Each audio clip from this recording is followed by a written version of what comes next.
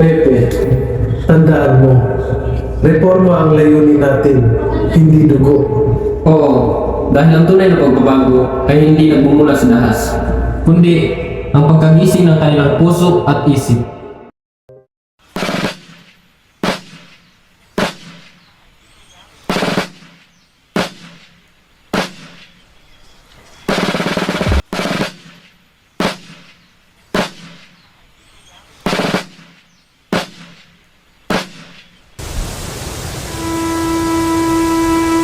Preparar! Apuntar! Consumatum est. Naganap na.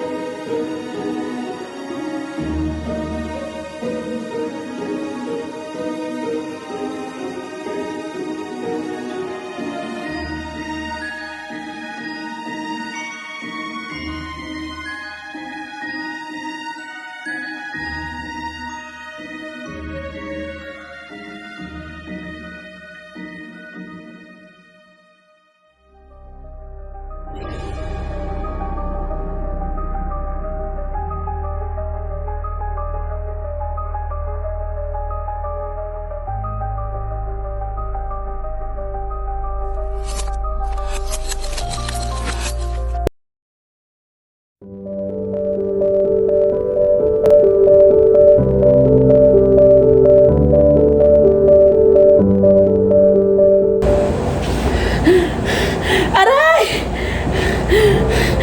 Aray! Aray! Ano nangyari? Manganganak na yata ako. Pasyano, tumawag ka ng kumadrona ngayon din.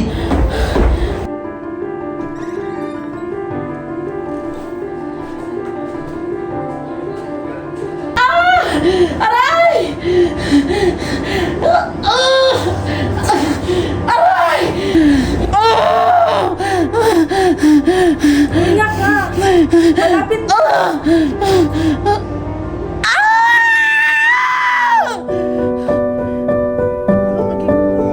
Isang batang lalaki malusog.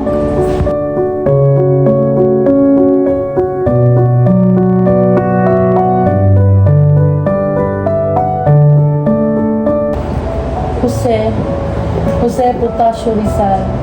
Ang magiging pangalan mo ay simula ng bagong pag-asa. Ikaw na ang liwanag namin. Tama ka, ang liwanag ay dumating sa gitna ng gabi. Sa aking unang hininga, nakita ko ang mundo sa anyo ng liwanag at pangako. Pepe, anak, halika dito. Basahin mo ito. A, ba, ka, Ha. Ang galing-galing naman ng anak ko at ang tali-talino pa. Nay, parang saan po yun, Nay? Ang mga titik ay parang mga dahon. Kung marunong kang magbasa, marunong kang kumilala ng hangin ng katotohanan. Nay, magagamit ko ba yan para sa kabutihan? Kung ang puso mo ay busila, lahat ng iyong mga salita ay magiging ilaw.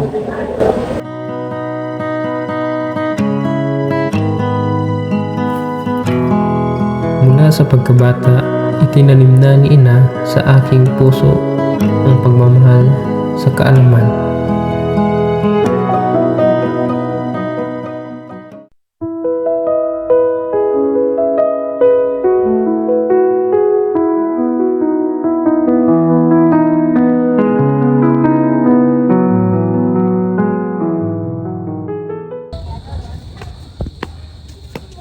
Uy, Kuncha!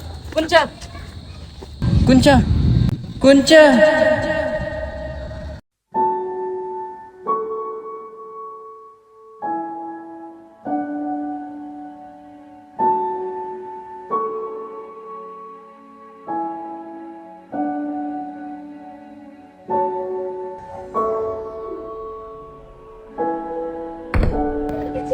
Nay, bakit ganyan po si Concha? May sakit ang kapatid mo, anak. Hindi kasama natin ang Diyos.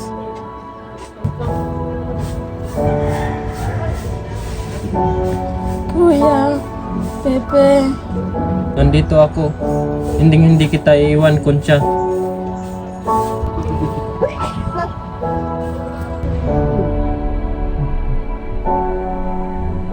Concha! Gising! Concha! Ang unang sugat sa aking puso ay ang pagkawala ng aking minamahal na kapatid. Sa araw na yun, natutunan kong ang pag-ibig ay kasing lalim ng sakit na hatid ng pamamaalam.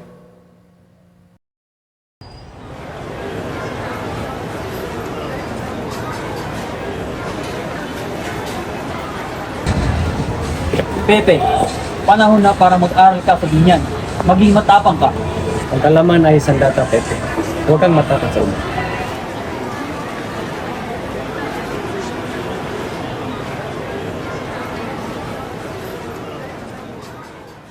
Ikaw, bata mali, marunong ka ba ng Kastila? Kaunti lang po, maestro. Presentate en español. Mi Ilamo, Jose Potasio Rizal, Mercado, y Alonso Realonda. Vivo en Calamba, Laguna. Hablararo. Chongo ka, maliit at mahina ka. Silencio. En esta base, todos se respetan. Muy bien, José. A que aprenderás a ser fuerte con la mente. José, halika rito. Hindi sukatan ang laki ng katawan sa talibig. Ipakita mo ang galing mo sa isip at puso. Sa binyan, natutunan kong ang tunay na lakas ay hindi nasusukat sa katawan, kundi sa tapang isip at puso. Dito nagsimula ang unang aral na nagpupunyagi sa kabila ng pang-aalipusta.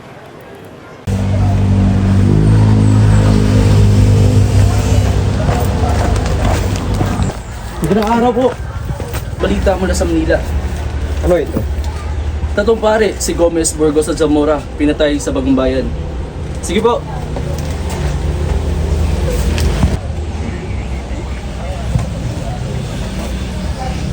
Tang, tatlong pare pinatay. Ano? Bakit po sila pinatay? Wala anak. Ipinaglaban lang nila ang bayan. Ito ang mukha ng walang katarungan.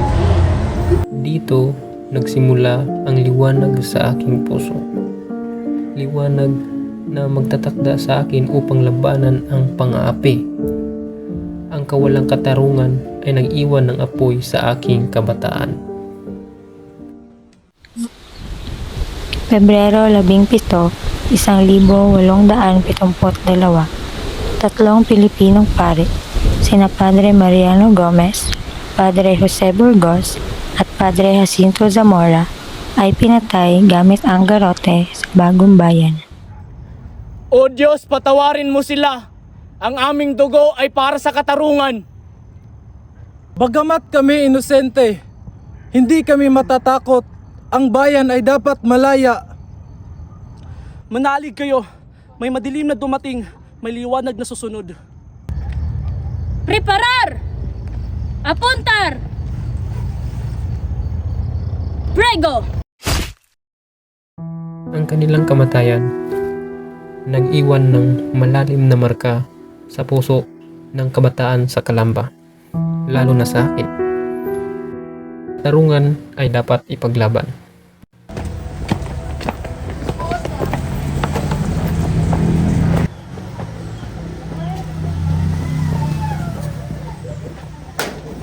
Teodora Alonso, ikaw ay inaaresto.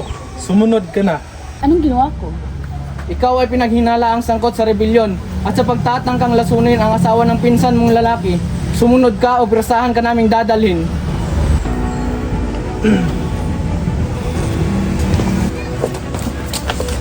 Nay, huwag kayong alis. Hindi po tama. Sa murang edad, nakita ko ang kawalang katarungan sa mukha ng aking ina at ng bayan. Nasaktan ang puso ko, ngunit sa halip na malugmok, napagtanto ko ang laban para sa katarungan ay magsisimula sa kaalaman at karunungan.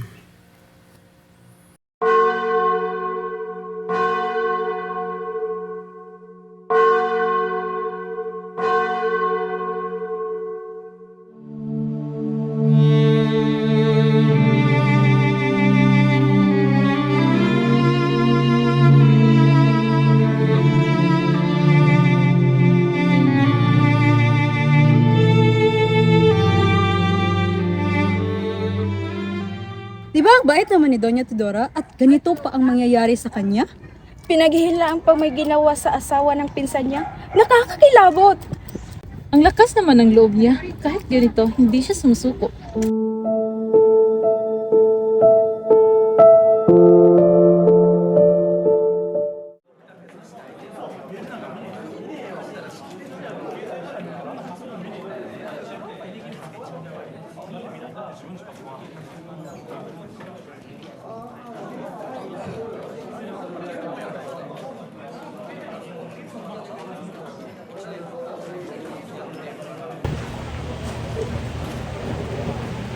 Kasi ang katalinuhan mo ay tila ay ilaw na hindi kaya takpan. Ipagpatuloy mo yan iyo. May hinahabol sa iyo ang bukas. Maraming salamat po, Padre. Sisikapin ko pong suklian ang tiwala niyo.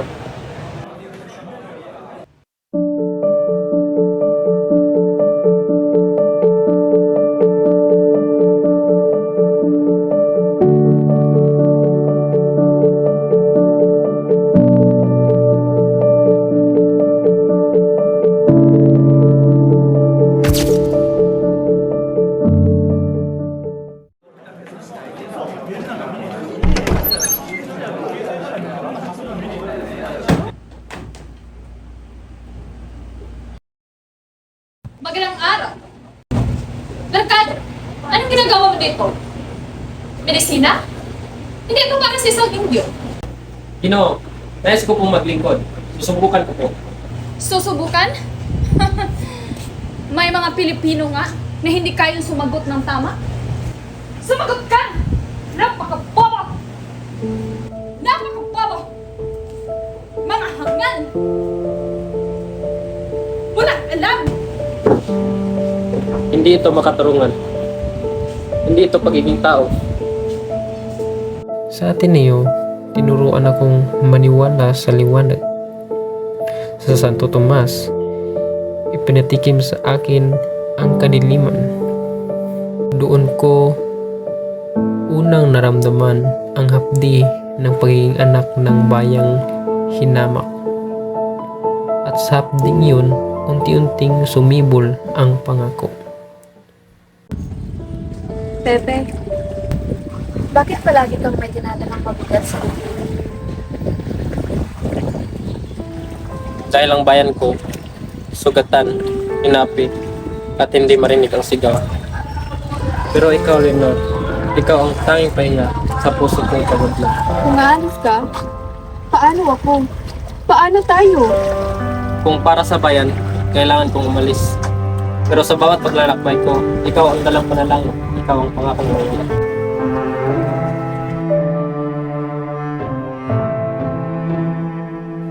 Ngunit, ang pag-ibig namin, masalimuot ang naging landas. Sa pagitan ng pangarap at tungkulin, may mga pusong kailangang masaktan.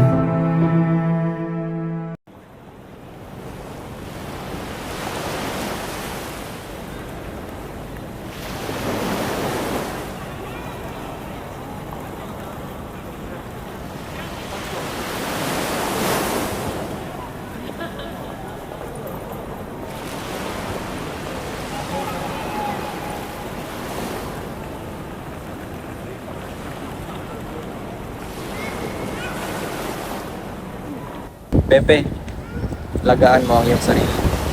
Sa bawat libro na iyong dalhin mo rin ang dangal ng ating bayan. Opo, kuya. Hindi ko kayo pababayaan. Kahit malayo, lahat ng ito ay hindi lang para sa atin.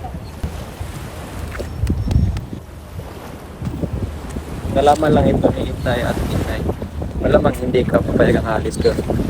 Kaya ako na lang sumalo sa galit nila. Kaya mag-ingat ka sa iyong paglakbay.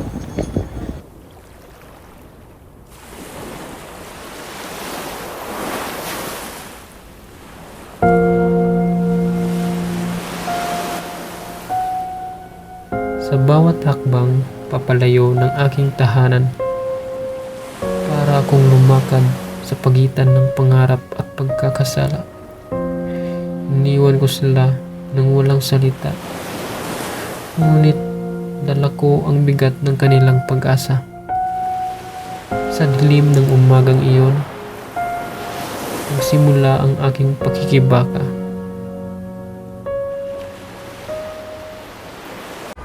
Sa Europa, nasilayan ko ang mundong hindi nakakadena.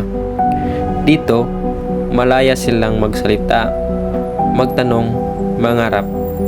At naisip ko, kung kaya ng iba, bakit hindi kaya makamit ng aking bayan?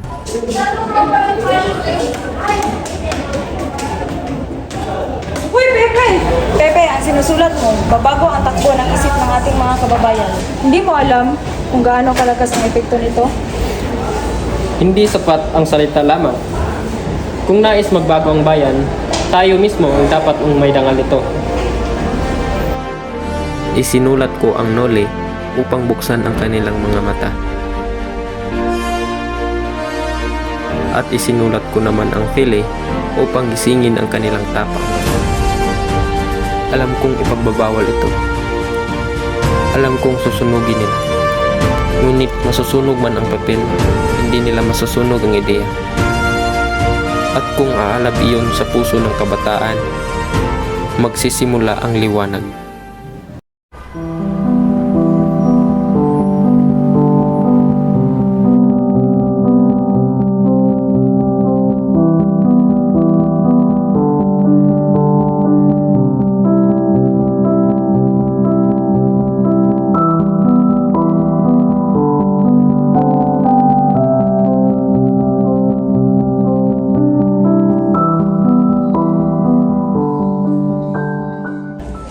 Pepe, ang salaysay mo ay parang martilyong kumakatok sa isipan ng ating mga kababayan.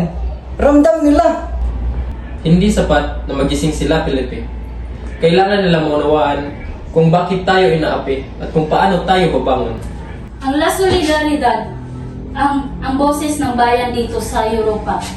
At ikaw, Rizal, ikaw ang puso ng tinig na ito. Kung may pagbabago man, magsisimula yon sa isip. At ang isip ay kailangan hubugin sa edukasyon, sa katotohanan, at sa dangal. Ang La Solidaridad, hindi lang papel o tinta. Ito ang sigaw ng bayan. Sinulat ko ang katiwalian ng pamahalaan. ang pang-aabuso ng mga prayle at ang mga reformang dapat ipaglaban, edukasyon, kalayaan sa pamamahayag at karapatang marinig sa Kortes ng Espanya.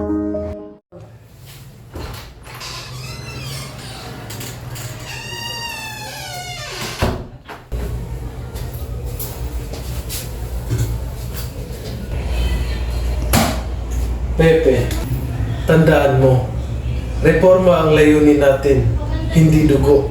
Oo, dahil ang tunay na pagbabago ay hindi nagmumula sa dahas, kundi ang pagkagising ng kanilang puso at isip. Mabuti.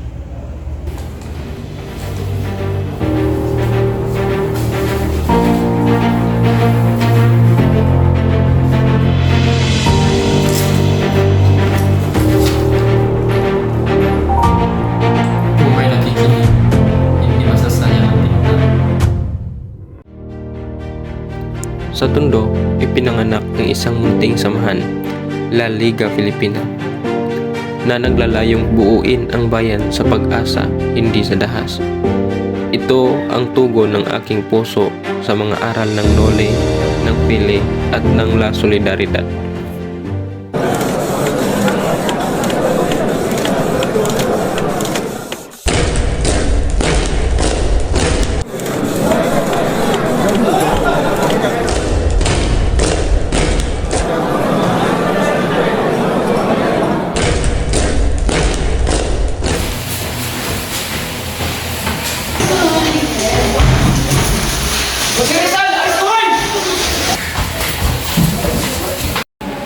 Kung ang ginawa ko ay ang pagmamahal sa bayan, kung gayon, tanggap ko ang parusa. At doon nagsimula ang aking paglalakbay patungo sa dapitan. Hindi bilang priso, kundi bilang lingkod ng bayang nagmahal sa akin.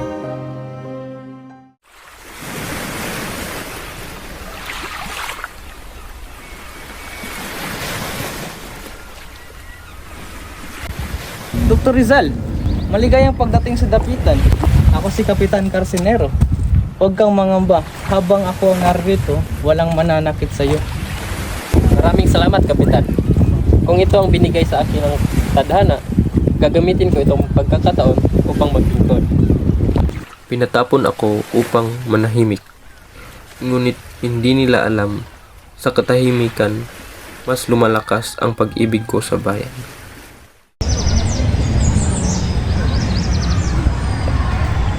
Dr. Rizal, nabalitaan namin ng iyong kabutihan. Maaari mo bang tingnan ang mata ng aking ama?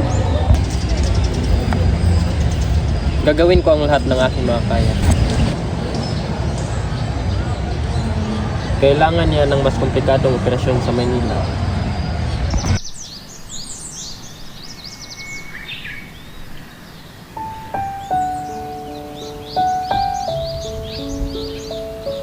Sa gitna ng pagkatapon, nakilala ko ang isang matahimik na liwanag, si Josephine. Hindi ko inasahan na sa isang bayang malayo sa lahat, may pag-ibig palang naghihintay.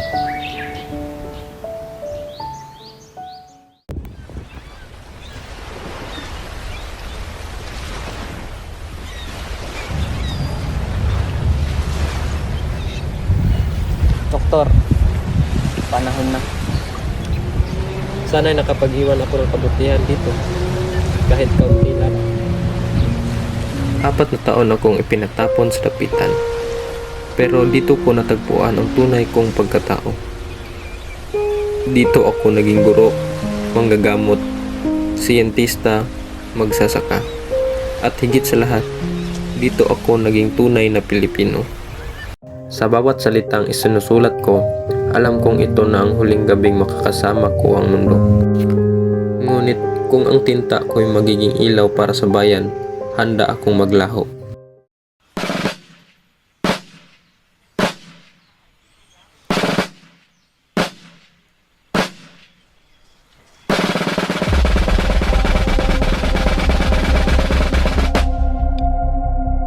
Hindi takot ang bumabalot sa akin ngayon, kundi pag-asa. Kung ang buhay ko'y magiging binhi ng paglaya, hayaan ninyong ako'y ihulog sa lupa. Ikaw ba, Sir Rizal? Ako nga. Ano ang iyong huling habig? Huwag niyong talikuran ang katotohanan, sapagkat nandoon ang gagaling ang tunay na kalayaan. Preparar! Apuntar! Consumatum est. Naganap na. At sa aking pagbagsak, naitaguyod ang aking paninindigan. Sa aking kamatayan, isinilang ang isang bagong Pilipinas.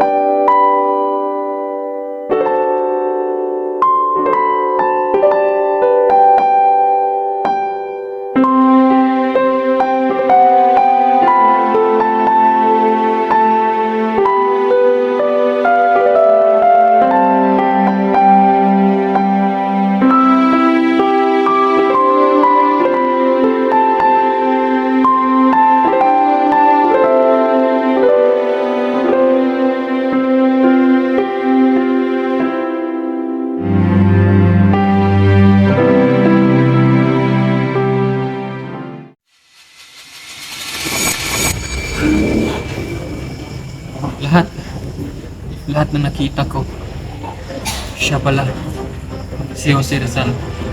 Ang buhay niya, ang sakripisyo na bawat salita, bawat hakbang,